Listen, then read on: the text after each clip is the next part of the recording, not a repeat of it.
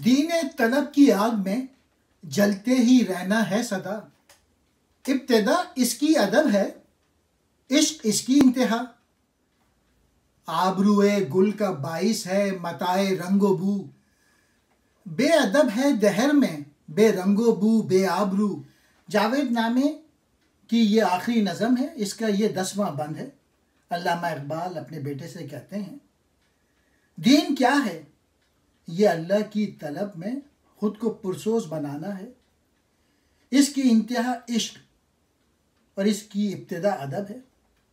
दूसरों के साथ अदब और प्यार और मोहब्बत से पेश आना है। फूल की आबरू उसके रंगो बू के बाइस है। बेअदब बेरंगो बू और बेआबरू होता है। अगर फूल में रंग और खुशबू ना हो तो कोई भी उसके नज़दीक ना जाए। आबरू सिर्फ इंसान की है जिसमें तमीज़ और अदब की सिफात हो।